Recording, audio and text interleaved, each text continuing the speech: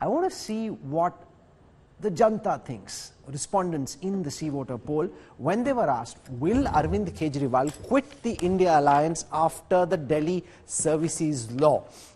That's the question posed by Yashwant Deshmukh and his team at C-Voter. Here are the responses we picked up. 30% of the overall respondents said no. They think that the Kejriwal party can pull out of the India alliance. 39% are saying they don't think that Arvind Kejriwal is going to quit. So while more people think AAP is not going to move away from the India alliance, 30% are saying they think that this is now inevitable.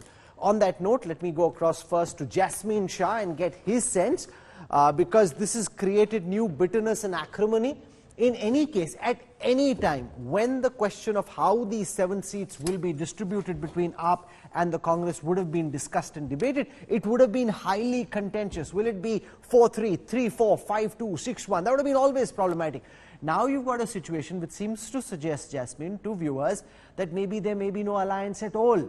From your perch as lead spokesperson of the Aam Aadmi Party, is the AAP in India at this moment, or is it on its way out? Let's start from there, sir.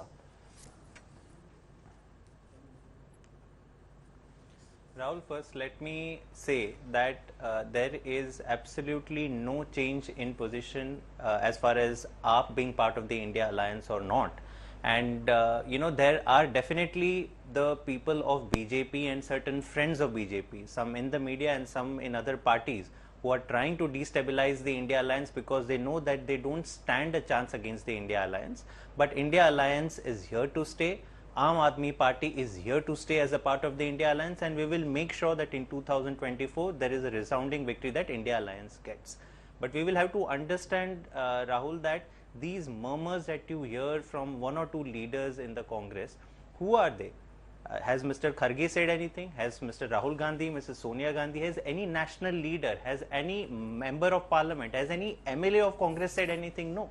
These are a few scattered leaders in Delhi who perhaps think that their personal politics is more important than saving the nation, saving the constitution, which is what brings all these parties together. Today it is, you know, some comments issued by some leaders here. Maybe some other parties will also have some people issuing murmurs. But at the end of the day, we have come together for a larger cause. We are putting our personal pride, our personal ego, our personal battles aside, because the country is important. The direction in which the country is going, tomorrow, Rahul, mind you, there will be no opposition party left. It is only the Prime Minister and his 30 governors who are going to rule the entire country. Democracy as we know it is under threat, and that is the reason Sanju Verma, Jasmine Shah suggesting that these are BJP proxies or non-entities in the Congress with an axe to grind because of past allegiance, who are trying to vitiate the atmosphere, confuse voters and just make things look awkward. AAP is very much on board the India alliance, and yes, it will be difficult, but they will find a way of moving forward. Let the BJP not try and make trouble. How do you respond to this? That this trouble is coming from your proxies? You know, Rahul, there's a famous quote by Tennessee Williams: the only thing worse than a liar is a liar who is also a hypocrite. And I think there is no dearth of hypocrites both within the Congress ecosystem and of course the Aam Aadmi Party, whose very essence you know, of politics is all about hypocrisy. And I will tell you why very quickly. You know, this is not just about the divisive politics that is at work within the Congress camp or within the Aam Aadmi Party. BJP has nothing to do with it. Why are we only talking about you know, Delhi? Let us look at what is happening to the Congress in Maharashtra. You have a situation where you have Prithviraj Chavan against Ashok Chavan, you have Bhai Jagtap against Nana Patole, you have Milind Deora against everybody else. So the Congress is a divided house in Maharashtra. I'll very quickly, please bear with me, Rahul. I heard the Aam Aadmi Party, don't rush me up. Then you look at Rajasthan, it's a well-known fact. There is, you know, no love lost between Sachin Pilot and Ashok Gehlot. Ditto goes for Chhattisgarh, where there's no love lost between Bhupesh Baghel and T.S. Singhdeo, who've been at loggerheads for the longest time.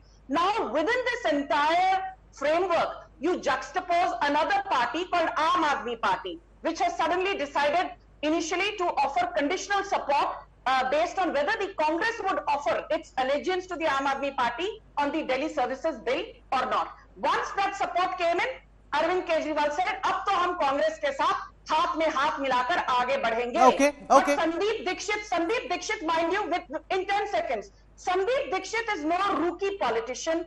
Sandeep Dixit, on various panels, Aam Aadmi Party spokespeople have said that he is the son of the ex-Chief Minister of Delhi, Sheila Dixit. So for you to say that Sandeep Dixit is some era-gera scattered leader sitting somewhere and making innocuous statements, I think that shows you lack political maturity to understand that it is not just Delhi. Even in Punjab, Congress leader Pratap Singh Bajwa is at loggerheads with Bhagwant Singh Mann. So I think as far as so now Aam Aadmi Aishwarya Party, Mahadev, you know, from what I gather from those who were in the meeting where this matter was discussed, it's not just Sandeep Dixit and Alka Lamba, but even others who seem to have come away with the impression that Rahul Gandhi isn't very hot on this alliance with the AAP, that he seems to believe that the likes of Ajay Makan, Sandeep Dixit and the others are correct, that the Congress, if it were to go by itself, might do reasonably well or better than in the past, and therefore if it allies with the AAP, it's actually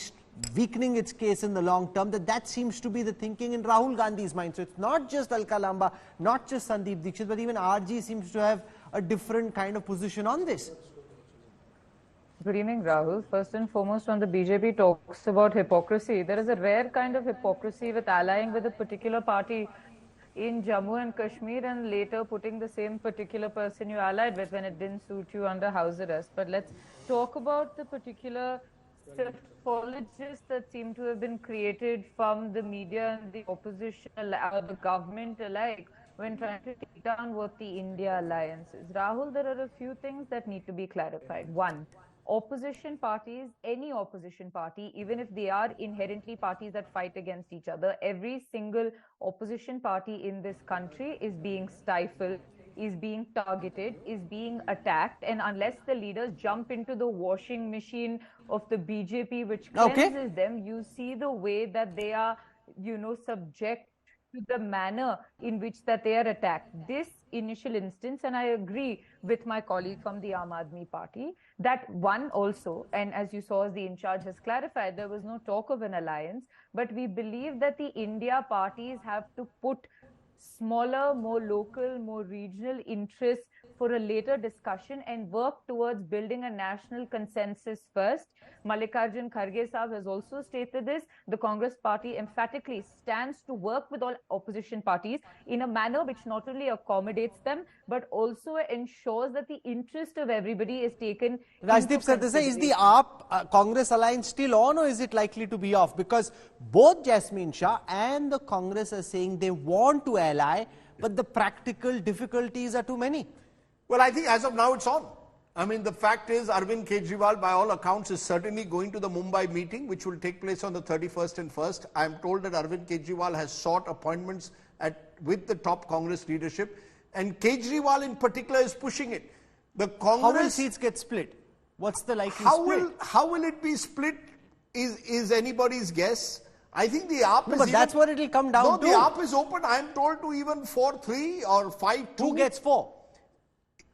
From what I gather, Aam Aadmi Party will not even oppose if the Congress gets 4 and the AAP gets 3. Look, these are seat sharing details that the two. But that's what it's all about. No, it's about intent. No, Rahul, I disagree. It's about intent. Is there an intent to forge an alliance? Once you have an intent to forge an alliance at the very top, forget about the Alka Lambas, the Sandeep Dixits. This alliance has to be cemented if Rahul Gandhi and Arvind Kejriwal are keen on it. As of now, but is it correct that Rahul Gandhi isn't very hot on this alliance? What we know is Arvind Kejriwal certainly is willing to go the extra mile. Is Rahul Gandhi willing to go the extra mile to reach out to Arvind Kejriwal is still a question mark. And I think that will have to be resolved before we can say with confidence that the alliance is going ahead. The sense I get, though, is that there is a recognition on both sides at the very top that we're going to have to look at this alliance if we want to have a wider nationwide India alliance, because it cannot be that in states like Delhi or indeed Bengal, there is so much of infighting and scars of the past that the alliance doesn't even take off. But for now, my sense is both sides have given enough intentions of going ahead. I'll give you one example. On the Delhi ordinance, the Delhi Services Bill, a section of the Delhi Congress was very clear. We want to support the Modi government on it. We should not be with Arvind Kejriwal. However, when it came to the Lok Sabha and Rajya Sabha, the Congress went along with Arvind Kejriwal. So clearly both sides are slowly moving closer to each other. Whether there will be a formal alliance, I don't know, but I sense there will be.